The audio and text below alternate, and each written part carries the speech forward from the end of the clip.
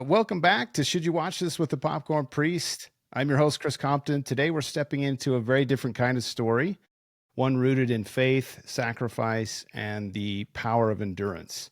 We're going behind the reel with director Anthony D'Ambrosio, the filmmaker behind Triumph of the Heart, a feature shot in Poland using red cameras in a striking 4:3 aspect ratio, and built by a grassroots community of donors based on the true story of St. Maximilian Kolbe. The film opened last week nationwide on September 12th in over 250 plus theaters and expanding, hopefully. And it tells this powerful story of a man who gave his life for another during one of history's darkest chapters. Anthony's own journey making this film is just as remarkable as the story he's telling. And I can't wait for you to hear about it. So let's get right in. Welcome to the show, Anthony. I appreciate your time and coming on the show. Yeah, thank you so much for having me. Grateful to be here. I'd love to start with your personal journey. You've shared that during a time of severe insomnia and possibly a crisis of faith, the story of St. Maximilian Kolbe became a lifeline for you. How did that connection begin, and how did it eventually lead to you writing a script about it? Yeah, so I grew up a pretty conservative, like Catholic kid in the homeschool network, and um, did a little bit of rebelling as a punk rocker in high school. Went to public school and got the side bangs and everything. It was like going to go to Warped Tour. That was my dream. But I ended up having a bit of a turn and decided to go to seminary to study to be a priest in college. And while I was there, I really fell in love with art, with literature, with writing, with creation. And I left that experience really, I think, moved to by perhaps the tradition of sacred art and kind of the heritage of Western culture, and wanted to do something creatively with art to sort of serve the world and to bring hope. I had got into ministry. I was doing music and worship and writing music and kind of doing the whole speaker tour. And then I was really like struck down by a rather severe illness that nobody had any idea what the cause was. I wasn't able to get a diagnosis for many, many years. And so in the midst of that, one of the symptoms was chronic insomnia. I couldn't sleep for more than a couple hours to maybe 20 minutes a night for extended periods of time. There would be like brief respites where I could get maybe 5 or 6, but it was enough to really cause a complete train wreck in my life. I had fallen in love with somebody that I was had chased for 2 years, and she was just like ready to do the deed and get married, and we were like in that sort of space of getting ready for that, and then I really lost my mind with this and couldn't move forward into marriage, and ultimately had to sort of let her go and watch her sort of move on and get married to somebody else while I was sort of stuck in this cell, if you will, of suffering.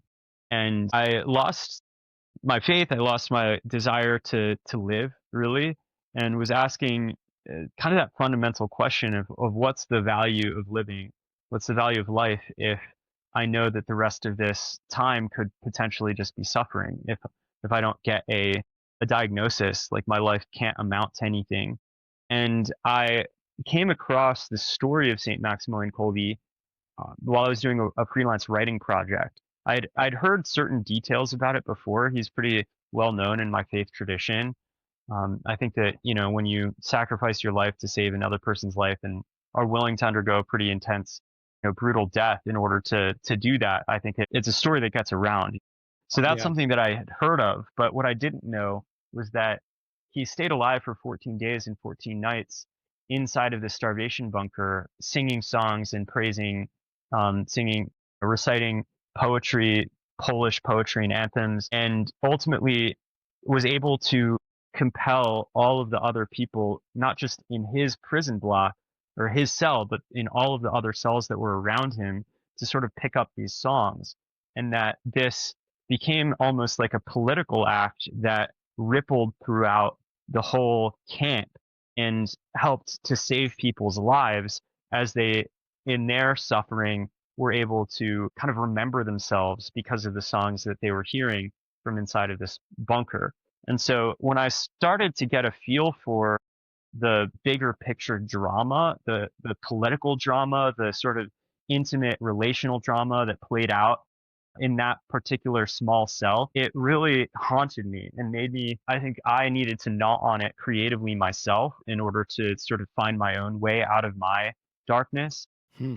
But once I started to write the script and started to get it, share it with some friends, it became pretty evident to me that there was something beyond just a personal exploration there. Everybody that I talked to about doing it was like begged me not to try and make that my first film.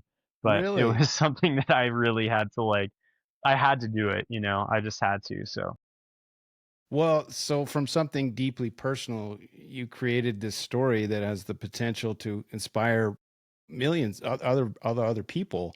I want to shift gears and talk about how you shaped it for the screen. One of your bold choices was to begin the film with Kolbe entering the starvation bunker rather than telling like a full lifetime biopic. What made you decide to start at that pivotal moment? well, I think that there's a lot of ways that you can frame the story. The framing actually is it sets up the drama, the character arc, the theme, the point. And to me, what was compelling to me about it was not Colby trading his life for another person as like the climax of his life. I was never compelled by that, to be honest. I'd heard that story many times. And I think that there's a drama there, but I was compelled by, so like that guy got a miracle. There's 9 other guys in this starvation bunker that have to die, Hmm. and they don't get a happy ending. And I think most of us, that's our experience. You know, there are the people that sort of get the rescue line, and that's a beautiful thing. But what about the people who just have to have their lives snuffed out for seemingly no reason, and who had beautiful stories that were developing even in their own lives before this? What about the justice there? Like, how could God allow that to happen? And what does a saint have to say to those people that would allow them to be compelled to stay alive for 14 days and 14 nights without food and water, simply to become the voice of hope inside of the camp?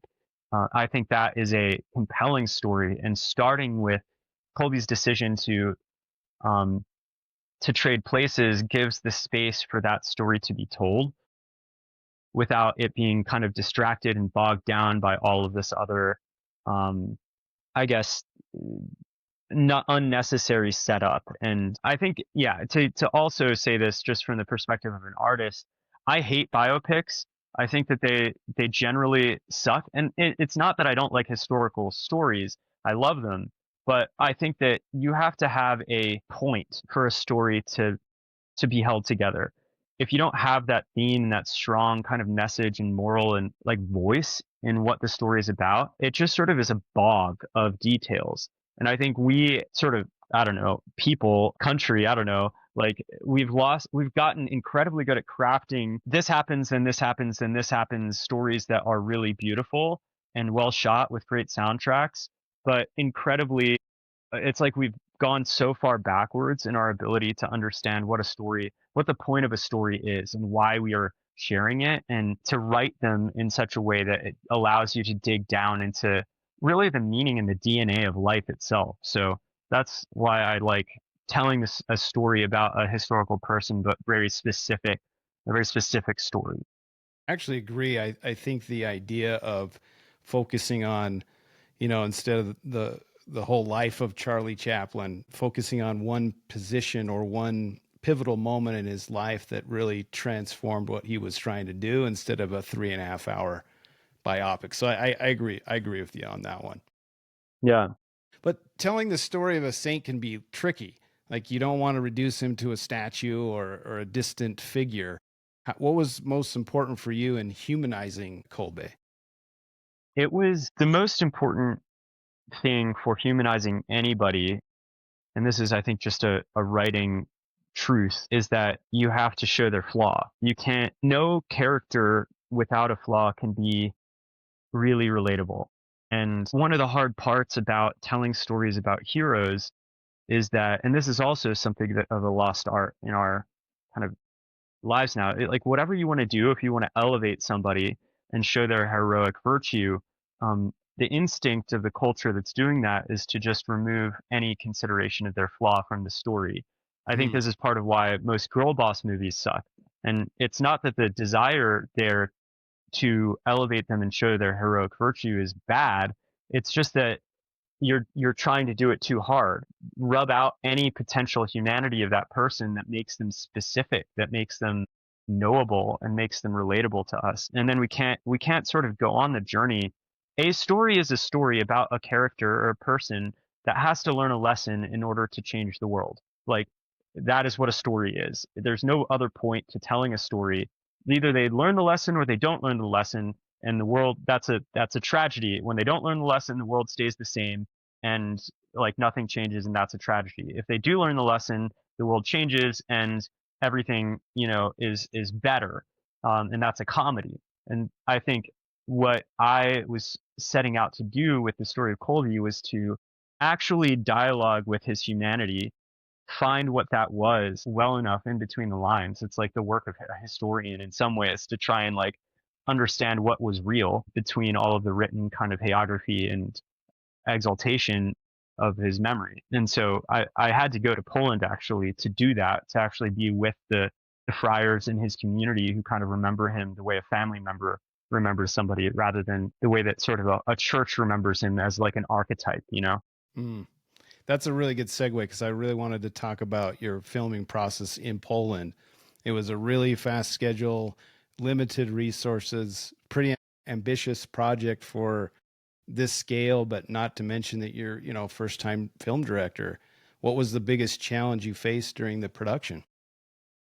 I mean, I think that to sort of narrow it down to a single challenge is really I not doing it justice, I Like agree, but yeah, going to going to Poland where you don't know any of the systems, you don't have any relationships that can bail you out when you get in trouble. It's a great risk and a great adventure. It felt a little bit like um you know, in the war of art, going behind enemy lines and sort of taking a SWAT team out to try and do something that was like, a suicide mission. And yeah, that had no real hope of being successful. I mean, we were shooting a movie that should have been a $2 million to $6 million budget on, $300,000, and we were not going to compromise on the quality of it. And so, how do you do that? Well, you don't have any money to throw at problems. You don't have any sort of slush fund to bail you out if something goes wrong. Okay, so you're shooting your whole sort of Auschwitz exterior stuff with 200 people and German vehicles and dogs and vendors, and then there's yeah, a freak early snow forecast. What do you do? no Like, way. like things like that, where it's like the only thing that would really shut this down. Like, we can do it with rain, we can do it with like anything, but if we have snow, like, it ruins the story continuity wise. We can't do anything else, because Correct. then we're set in the winter, and this is a movie about something that happened in August. Like, so things like that, where you're just like, how the hell are we going to pivot to do this? And it just required us to be able to call in favors from people who could like bail us out. The cool thing though about the story is that St. Maximilian Kolbe has this huge cult following that nobody really Really? perhaps would expect, because his story, I think, has become so, I guess, inspiring to so many people. Uh, its roots go deep. If you appreciate this story, you're appreciating something that's really difficult to meditate on and grasp. It's not like a fun thing to be associating yourself with, right? The people who love St. Maximilian Kolbe are people who've hit rock bottoms and who've been sort of in prisons and cages of their own experiences, whether it's addicts, people who've struggled with like deep depression, like chronic illness. These are the sorts of people that find their way to this story. And so if that's you, then likely when somebody you hear that somebody's telling that story and that has given you hope in a dark time in your life, you're going to be like, I would love to be a part of that. It doesn't matter what I'm paid. Like, it's so important to me to be able to be a part of telling that story, that I'm going to just give my craft to it.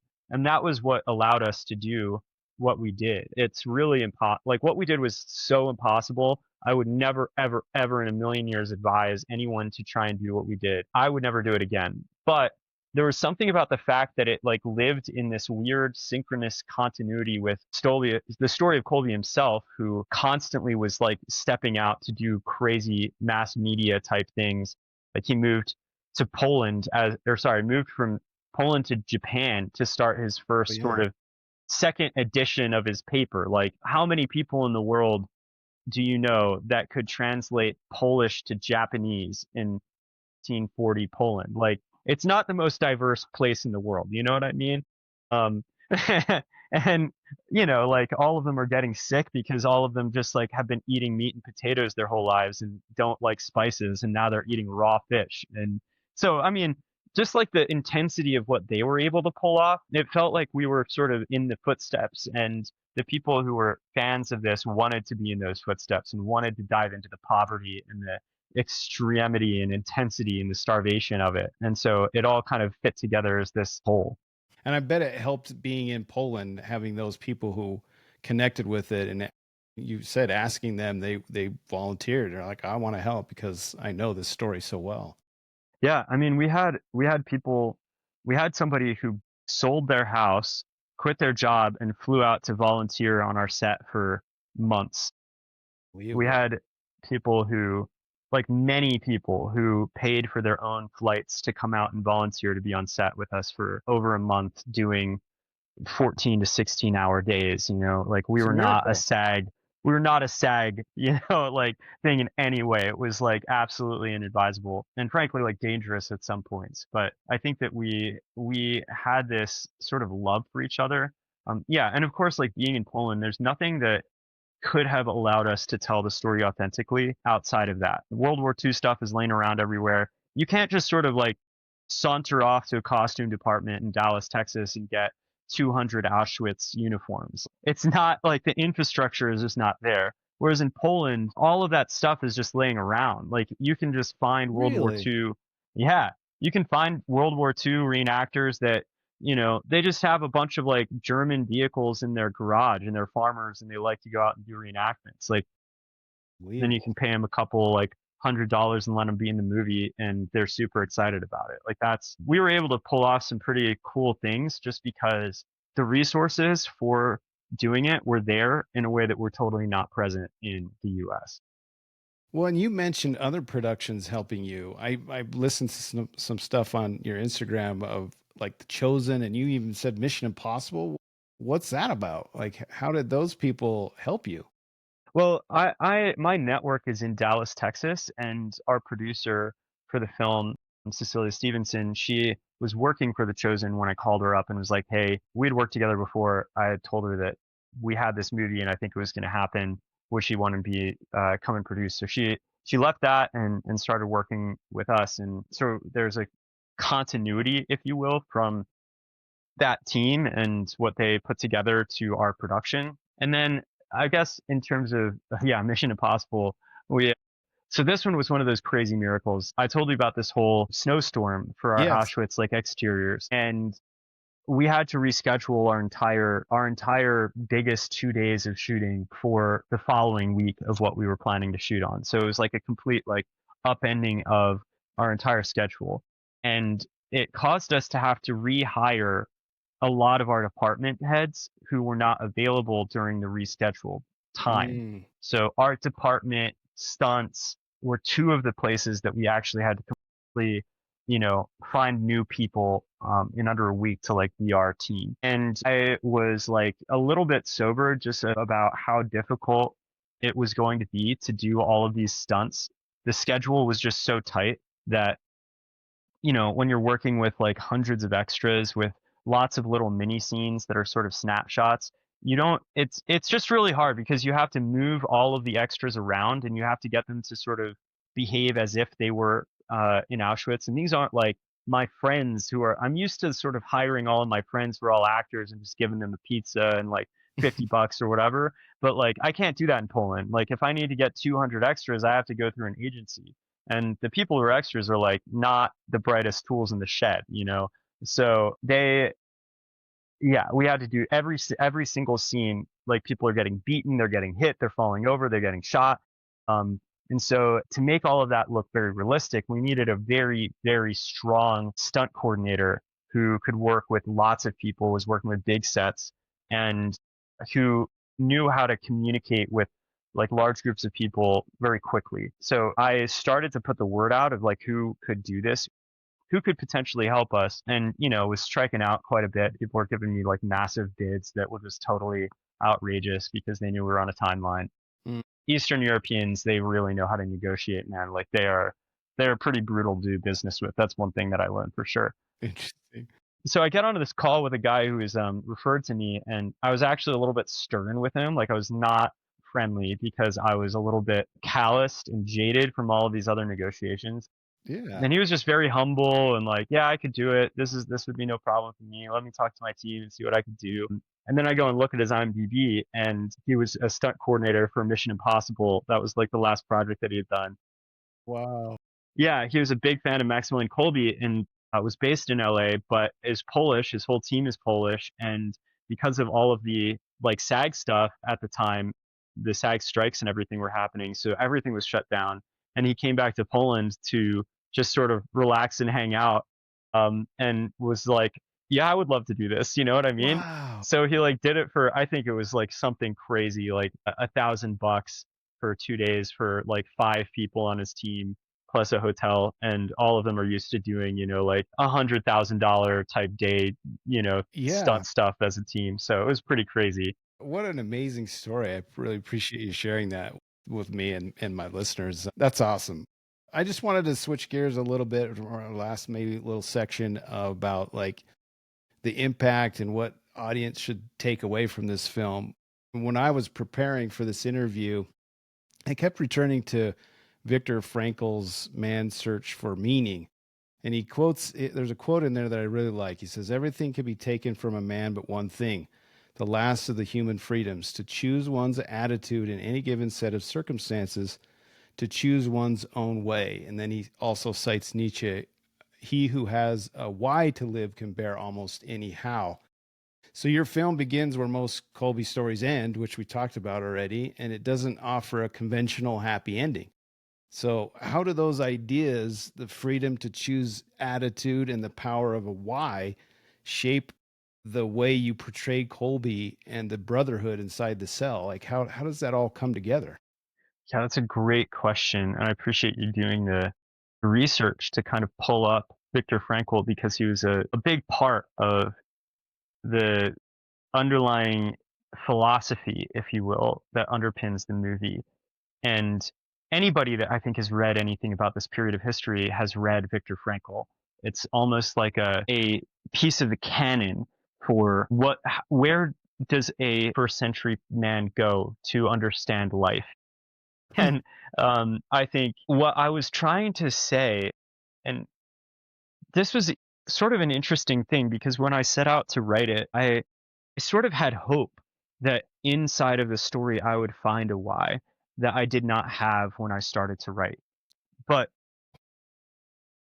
I think that the circumstances of my life felt like I was in that cell, and that I was starving for something, and there was a person who had volunteered to take on that suffering to be with me in it. And the love that I felt, the tenderness that I felt of that gift of St. Maximilian Kolbe to those other people, it felt like spiritually in some way it was being given to me as well as I meditated on the story. And what I began to realize was that in the midst of this terrible, terrifying, horrific circumstance, that love could still exist was like a triumph. It was an absolute triumph. It was like stunning, beautiful light in the midst of that darkness. And the darker that darkness is, the more stunning that beauty is. The fact that it could still exist in that place was almost proof to me that there's something beyond this world that we're referencing when we're referencing love, that when we're referencing hope. It's not just that you can make this world a better place, or that you can somehow be a good person. Like, I think all of that, frankly, is absolute horseshit when you're in a place of suffering that's that dramatic. And I don't think you can give any real human answer as to why somebody should stay alive in the midst of that place if there is no transcendent purpose of human life beyond this material world. And so I was seeking that because if I was going to stay alive myself, I needed a reason that was beyond, well, I can make this world a better place, or like, it's a good to be a good person. That, like, all of that was just like absolute crap to me. And I needed something bigger and more beautiful and more transcendent and more powerful to hang on to. And I found that in this story. It's really inspiring, and I think for sure it will be for others. And I'm sure you've already been to the premiere, and you've been talking to a lot of people who've seen the show. And my thoughts are, we all have to go through our personal challenges, and I don't want to diminish that for anyone, including yourself. But for me, when I'm thinking about movies, I tend to want to escape from all of that when I Right. go to the theater. So it's pretty heavy subject material. My biggest question for you is, what do you hope audiences will feel and walk out of the theater? I know we kind of talked about that a little bit Hmm. just now. But what's the main, other than just love, I think there's a lot Yeah. there within the cell that you talked about. And Yeah. Yeah. No, that's a good question. I think that the movies themselves and stories are enrapturing. I think just because the more enrapturing they are, the more it is the case that they're actually about life. Meaning, like, even though they sort of place this distance between you and life, they are giving you an ability, almost like a dream, to process something beyond sort of the physical reality and more of like a psychological or spiritual truth that interesting. you need to digest. And I think that they're the way that we sort of code, the way that DNA sort of codes our biology. Stories are the way that we code our like values down to each other. Like the things that the deepest lessons we've learned about life are sort of encoded in stories and passed from one generation to the next. And they're supposed to be entertaining, but they're also supposed to be like meaningful. Yeah. And so I think that this story itself is actually really entertaining in a weird way. Even though it's heavy, it's got a sort of like movement and momentum to it that's like enrapturing and interesting despite its heaviness. And my job as a writer is to sort of create these moments of beauty and levity that sort of allow you to be able to enter into the next sort of layer of the story.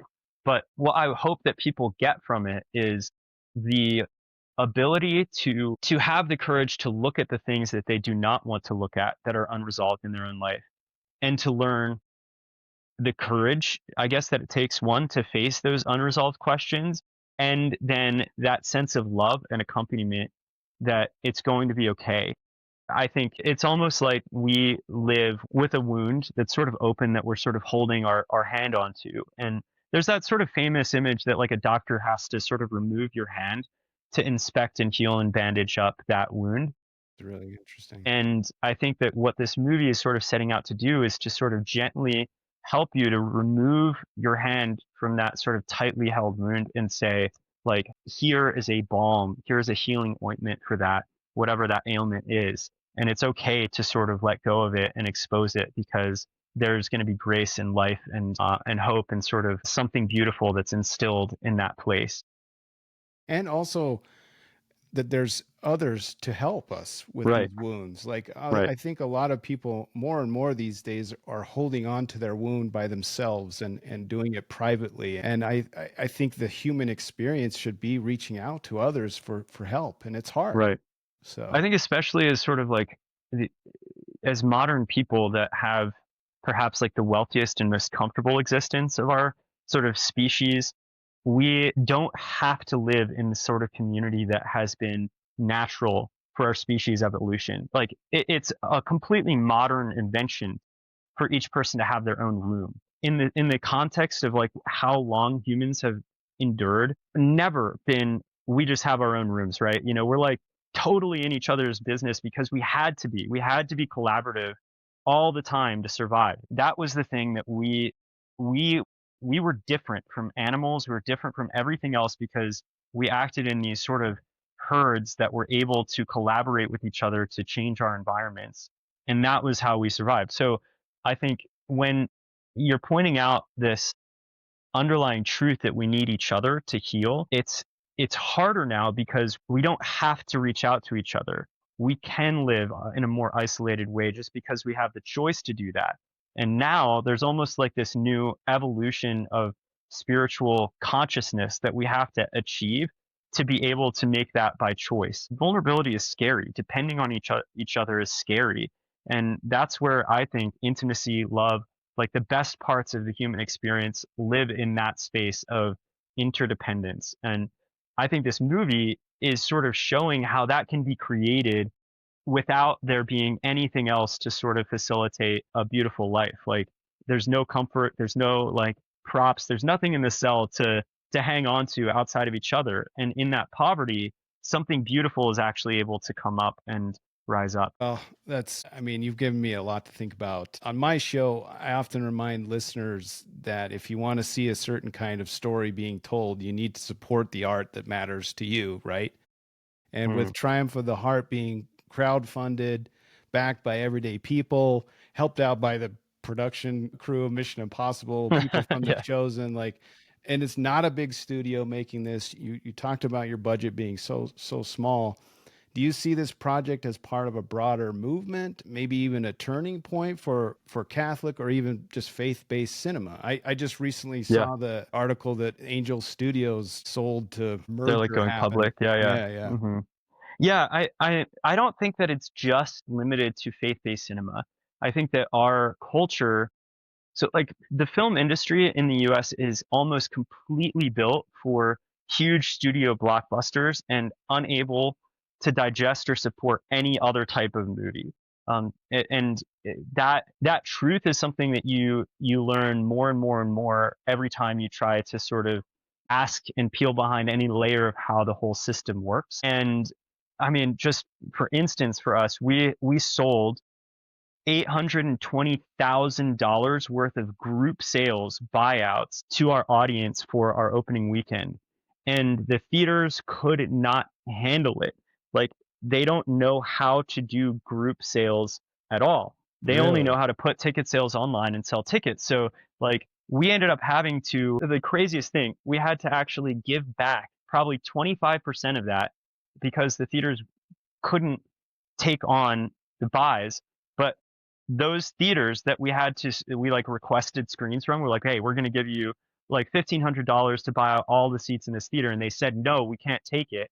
And then after they saw the demand, they put on new screens for the same time to sort of allow us to For sell Triumph of tickets the Heart? for Triumph of the Art. Yeah, like My it was gosh. like it was and didn't sell them out because we'd already turned down all of these people who had like wanted to go and see it. There's like so many things that were like so insane about it, and I was just like, look, the whole world has changed. Like everybody wants content, everybody wants stories that are actually like micro targeted to them. This whole idea that like every story has to be something that every single person in the US and in the world goes and sees and buys a ticket to in order for a movie to make its money back is like a complete idiotic, like archaic way of thinking. And those of us who are in this indie sort of space are having to kind of completely like innovate in every way, not just to get the movies done, but to Yeah. distribute them because the industry is like rather actually kind of hostile to these sorts of new things that chip away at like that ultimate authority that a studio has to sort of own the whole thing. And so, yeah, I think that there's a little bit of like a rebel spirit that we have in the way that we've approached this. We've made a lot of enemies with the way that we've kind of like developed some new ways of doing this. I think it's kind of necessary because the whole industry has to go through a complete like revamping in order for it to start catering to the things that people actually want right now.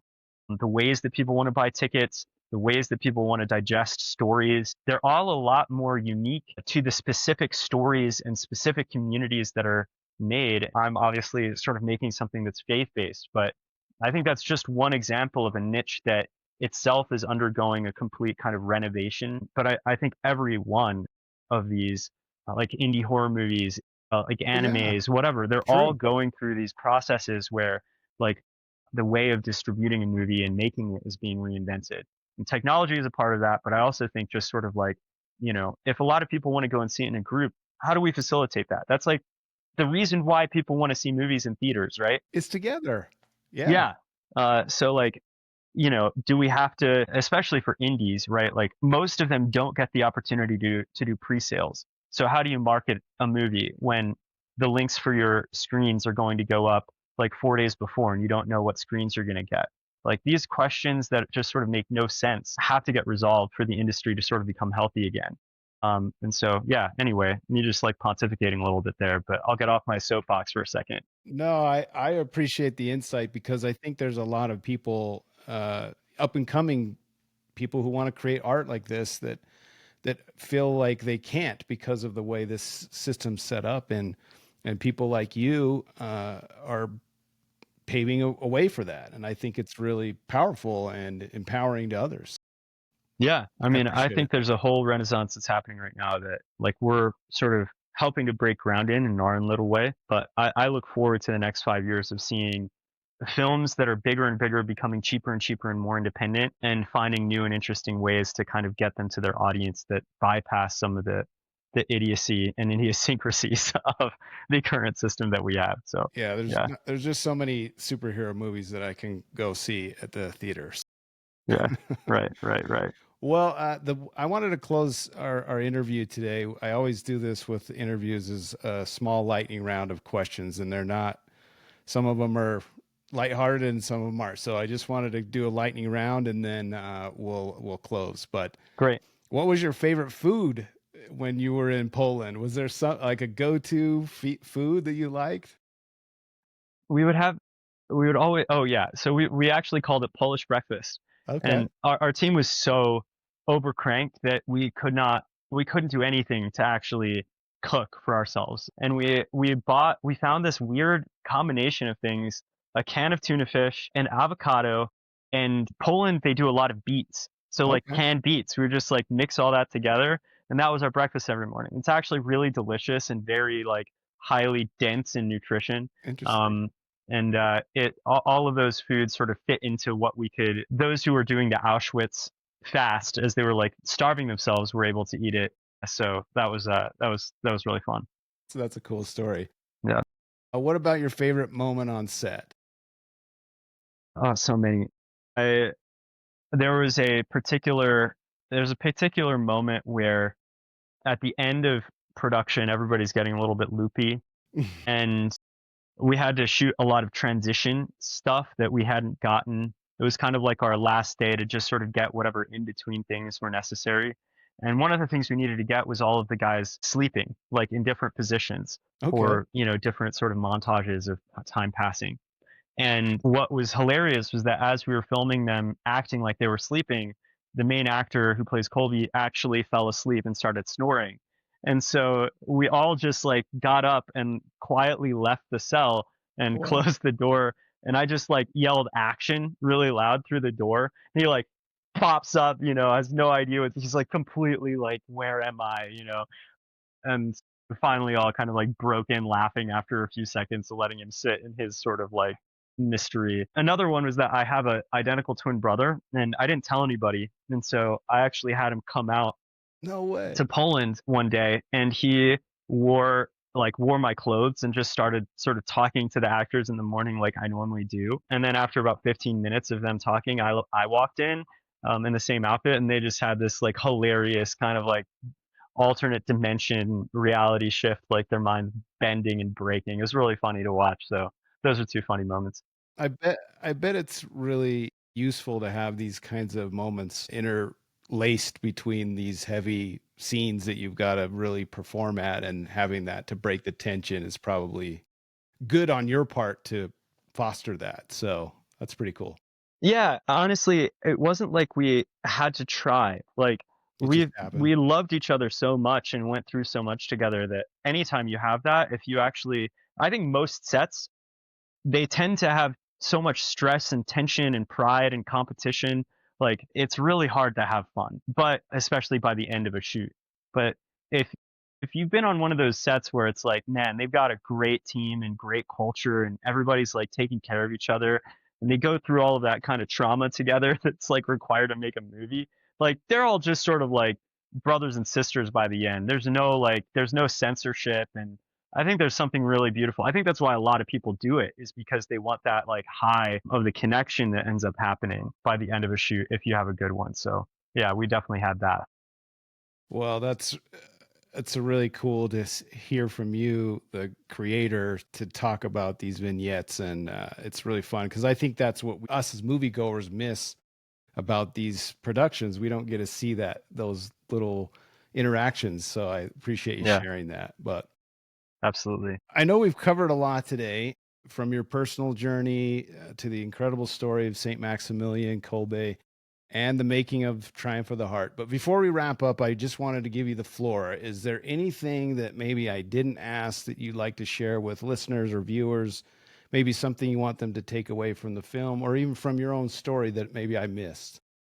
Yeah, I think I would say um, I I really am grateful for the people out there that are interested in this as an art. I think that the creation of film, the creation of stories, the telling of stories is like a big part of how we as people like come together and find each other. I think in a world that has so much bifurcation and so much tension and like obviously escalating political violence. It really is the work of the storytellers to kind of take that place of the peacemakers of a culture of like forging bonds between each other. And of course that's like it's entertainment, but it's a high calling because that entertainment is how we sort of become universal, like how we find truths that are deep down buried beneath the sort of I don't know conflicts of politics and identity. So I just am grateful for everybody who's listening to the podcast that's interested in this like world of filmmaking, and I guess I just want to compel everybody to I, to go after that job of making and telling stories. Like it's a high calling in a lot of ways. Like I said earlier, it's a suicide mission. Like we don't do this to make money. We don't do this for wealth or for fame. We know those things are so far out of reach, and it's the perhaps riskiest way to make a life for yourself. But at the same time, there's something that we're all called to with it that we just can't kind of put down. And I think that calling is has to do with like meaning, what we were talking about earlier, that like we found these beautiful moments for ourselves when we watched our favorite movies growing up. They meant something to us. And I hope that people are kind of setting out to do that again for kind of the next generation and to really like dig in, like what is it that I'm trying to say with the stories that I want to tell, and yeah, to say that boldly and honestly in their art. Well, Anthony, I just want to thank you so much for sharing your time with us and your story with me today. It's been a real big pleasure. So I appreciate that. Yeah, thank you so much for having me. It's awesome. Triumph of the Heart is out in theaters now, in 250 plus theaters and counting across the United States. And I encourage our listeners to go see this powerful film on the big screen where you should see it. And you can learn more about it at triumphoftheheart.com, where you can find screenings near you. Like I just found one that's a couple of hours from my house. It's a little far, but I'm gonna make the trek. But Wow, that's amazing, man. Where you got to drive? I'm in Utah, so Wow. Okay, I think there's one theater that's showing it, and I'm gonna have to get out there. that's amazing, man. Wow. Okay. Well, I appreciate that a lot. I am so grateful for that, and I can't wait to see what else comes to your podcast, and I can't wait to listen to the next guest that you have on. Yeah, we just interviewed Stephen Bernstein, and what a great interview that was, and it's going to add to what you've shared with us today. But really appreciate it. We'll have the links on the show notes and on Instagram. I'll post some stuff, and it's just been an honor. And this has been Behind the Reel with Anthony D'Ambrosio. Until next time, this is the Popcorn Priest reminding you to keep those buckets golden. I appreciate it. Thank you.